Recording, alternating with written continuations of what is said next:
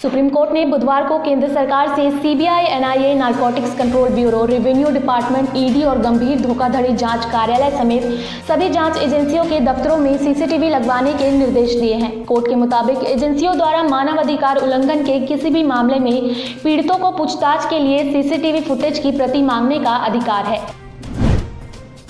भारत ने विकिपीडिया को अक्साई चीन को चीन में दिखाने वाला गलत नक्शा हटाने का आदेश दिया है। गलत नक्शा दिखाने वाला विकिपीडिया पेज भूटान और भारत संबंधों पर है। ये सूचना टेक्नोलॉजी एक्ट के सेक्शन 69 के तहत किया गया है, जो सरकार को कोई जानकारी सार्वजनिक पहुंच से दूर रखने के लिए मध्यस्थों को आदेश देने का अधिकार देता है।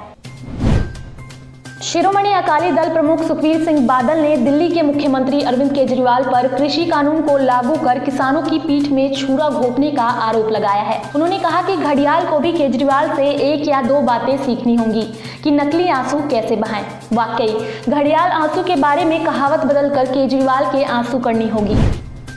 भारत मौसम विज्ञान विभाग के मुताबिक चक्रवात बुरेवी आज रात और कल सुबह तक पंबन और कन्याकुमारी के बीच 70 से 90 किलोमीटर घंटा की रफ्तार से तमिलनाडु के तट को पार करेगा। चक्रवात को देखते हुए वहां एनडीआरएफ की 2 टीमों को तैनात किया गया है।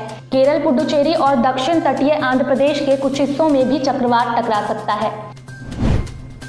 अमेरिका की संसद को दिए गए रिपोर्ट के अनुसार इसी साल जून में भारत के लद्दाख की गलवा घाटी में दोनों देशों की सेनाओं के बीच हुआ हिंसक संघर्ष चीन सरकार की सोची समझी साजिश थी। बीजिंग ने करीब आधी सदी बाद चीन और भारत सीमा पर पहले घातक संघर्ष के लिए उकसाया। किसान नेता केंद्र सरकार के साथ होने वाली बैठक के लिए सिंघू बॉर्डर से दिल्ली के विज्ञान भवन के लिए रवाना हो गए। नए कृषि सुधार कानून को खत्म करने और न्यूनतम समर्थन मूल्य की वैधानिक गारंटी की मांग को लेकर दिल्ली बॉर्डर पर डटे किसान के साथ चौथे दौर की बैठक गुरुवार को है। इसे लेकर किसान संगठनों और सरकार में बुधवार को दिन भर तैयारियों का दौर चलता रहा। कृषि मंत्री नरेंद्र सिंह तोमर ने कहा, गुरुवार की बैठक में किसानों की चिंताओं पर चर्चा कर उनका समाधान किया जाएगा। सरकार इसके लिए तैयार है। ब्रिटेन कोरोना टीके को मंजूरी देने वाला दुनिया का पहला देश बन गया है। उम्मीद है कि क्रिसमस से पहले यानी अगले हफ्ते से 8 लाख डोज के साथ ब्रिटेन के लोगों को टीके लगने शुरू हो जाएंगे। ब्रिटेन की दवा एवं स्वास्थ्य उत्पाद नियामक एजेंसी ने बताया कि अमेरिका दवा कंपनी फाइजर और जर्मन कंपनी बायोटेक के संयुक्त कोरोना टीके को बुधवार को स्वीकृति दे दी गई। एजेंसी ने बताया कि यह टीका उपयोग में लाने के लिए सुरक्षित है। ब्रिटेन को 2021 के अंत तक दवा की 4 करोड़ डोज मिलने की संभावना है। टीके का उत्पादन बायोटेक के जर्मनी स्थित केंद्रों के साथ ही फाइजर की बेल्जियम स्थित यूनिट में किया जाएगा।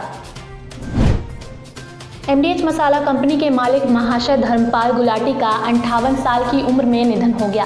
पिछले दिनों धर्मपाल गुलाटी कोरोना वायरस से संक्रमित हुए थे। बताया जा रहा है कि हार्ट अटैक से उनका निधन हुआ है। रक्षा मंत्री राजनाथ सिंह ने धर्मपाल गुलाटी के निधन पर दुख जाहिर किया।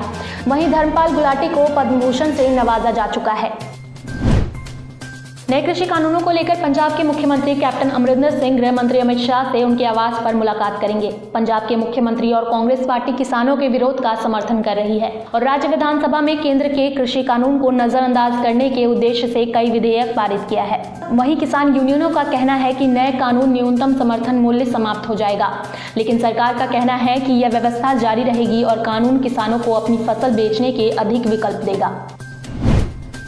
यूनाइटेड किंगडम के पीएम बोरिस जॉनसन अगले महीने भारत के गणतंत्र दिवस परेड के लिए मुख्य अतिथि हो सकते हैं। हालांकि दोनों ओर से कोई आधिकारिक पुष्टि नहीं हुई थी, लेकिन सूत्रों के मुताबिक दोनों देश अगले महीने के अंत में जॉनसन की यात्रा के लिए कूटनीतिक रूप से संपर्क में हैं। जॉनसन ने पीएम नरेंद्र मोदी को अवगत किया कि वह जल्द ही भारत आने की उम्मीद कर रहे हैं। ब्रिटिश उच्चायोग के एक प्रवक्ता ने कहा कि जॉनसन, जिन्होंने अपनी प्राथमिकताओं में से एक के रूप में भारत के साथ संबंधों को मजबूत किया है, जल्द से जल्द यात्रा करने के लिए उत्सुक हैं। भले ही आधिकारिक तौर पर पुष्टि नहीं हुई है कि वह गणतंत्र दिवस समारोह के लिए यहां आएंगे या नहीं।